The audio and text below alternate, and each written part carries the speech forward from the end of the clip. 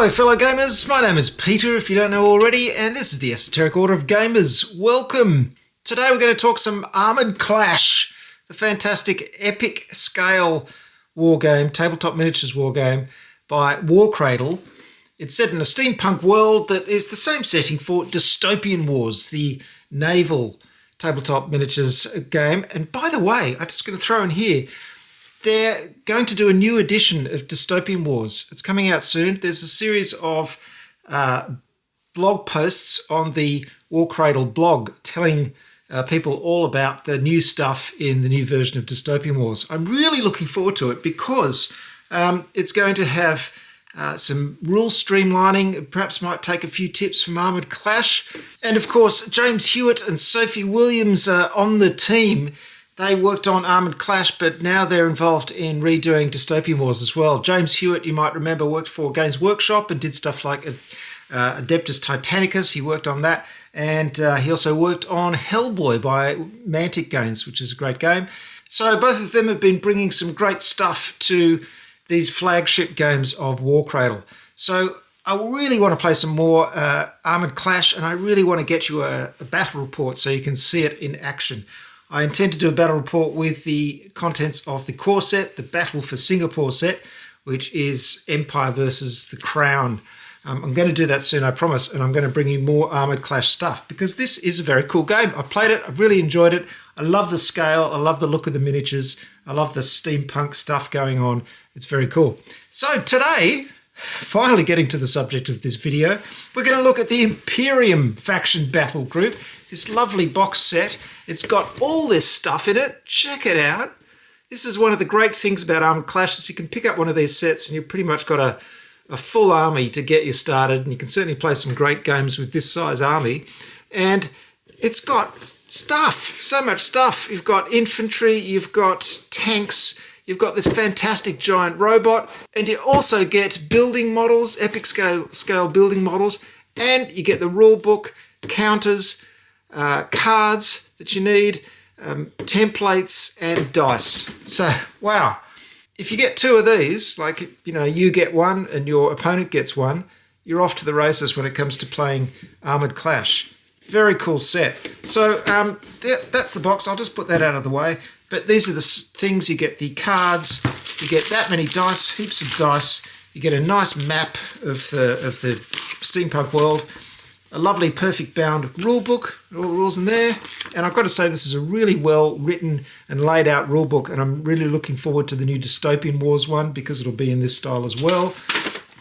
And you get 2 sheets of counters as well. So everything you need to play Armoured Clash. Very, very cool. So the Imperium. Now the Imperium are basically your Germanic faction, and this is what you get in the set. So you get your template set there. That's your templates for measuring and for objectives and stuff like that. And your turn template in the middle. That's very cool. And then you get 4 sprues of the Dystopian Wars epic scale buildings. These are modular, so you can build them in different configurations. Of course, heaps and heaps of the little stands that you get. Now for your officers, you'll be using flags, these little flags to mark them. So also all the officer models tend to have a special officer configuration as well to make it even more obvious which is the officer in a regiment. So all of those. And then these are the sprues that you get in the set. And as you can see, there are 8 sprues. There are 2 different types. And on there, you've got packed all your miniatures so you can make them up. So what I've done to save time, in my last video, which I did on the Enlightened battle group, I said that I didn't have time to build all of these sets because the release schedule for Warcradle is fantastic. They just bring out stuff every month. And these are big sets and they, require a certain amount of time to build and especially paint. It's an investment of time. You've got a whole small army in there and it takes a while. So I don't have the time to build everything as I did with the Enlightened with these new sets. So what I've done is build one of each type of unit so you can see it built and how it looks. And then we can just talk about the Imperium and the forces that you have in this battle group and what they do. So once you've got your battle group set and you're starting to build it, the first thing you're going to need is the Orbat. And you can download this as a PDF from the Warcradle website. And this not only gives you some background information about the faction, but it has all of the information on how to put your little armies together, your battle groups together, and all the different unit cards and the information about every single unit. So incredibly handy and very nicely laid out. I've got to say, it's really nice to see Armoured Clash and Dystopian Wars just improving all the time. They're obviously dedicated to these games, and everything to do with the graphic design and how they're laying out the information is improving all the time. I'm still waiting until the day they actually do full colour backs of boxes and show all the miniatures painted. I think that it looks so much better than this, but I'm sure we'll get there because they have been improving things. And that brings me to something completely different. Before I get into the Imperium Battlegroup, I do have to mention this because it's very exciting. Yes, folks, we have new Command and Conquest decks. And the great thing about these decks, these are new ones. Well, there's two great things about them. The first thing is that they're themed. So you can get the deck that matches your particular army. So that's the Crown one, for example. We've got Union, Imperium, Enlightened, and Empire. And there are more coming, of course. So here's the Imperium deck.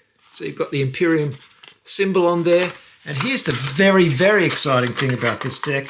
And those of you who know me will know that I've been rambling about this for ages. Look at this. Both sides are the same way up on the card. So we no longer have to swap the card over or flip it around 180 degrees to read both parts of the card. They put it on all on the card the same way up. This is fantastic. I can't tell you what a difference this makes. And I've been ranting and raving for ages about how every time you saw a card, you had to flip it over to read the other part of the information.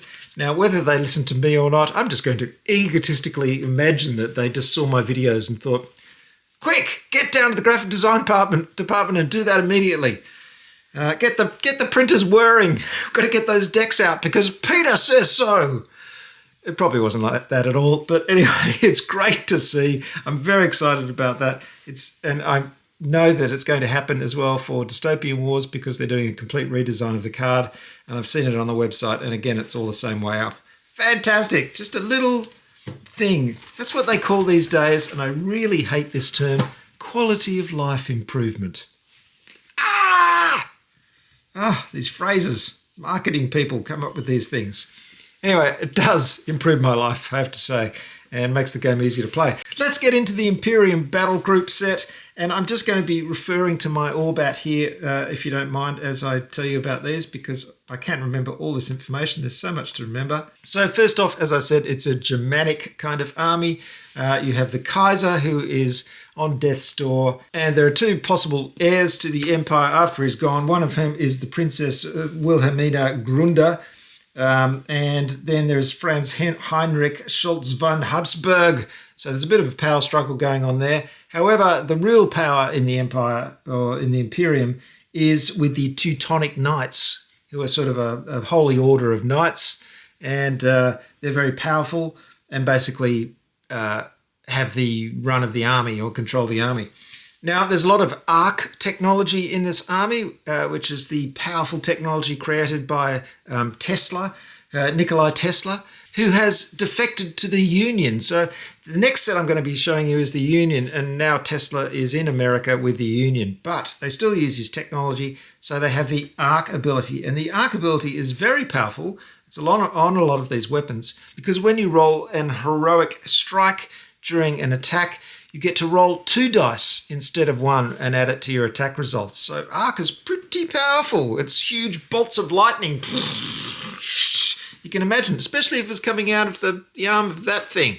Look at that, giant robot. I'll get to that in a moment. I'm just about to show you that. So apart from that, a pretty straightforward sort of army. There's, unlike the Enlightened, there's no sort of weird stuff going on with adjusting bodies and strapping them into machines and things like that. But you do have this sort of very much this Germanic, Teutonic kind of feel to the thing.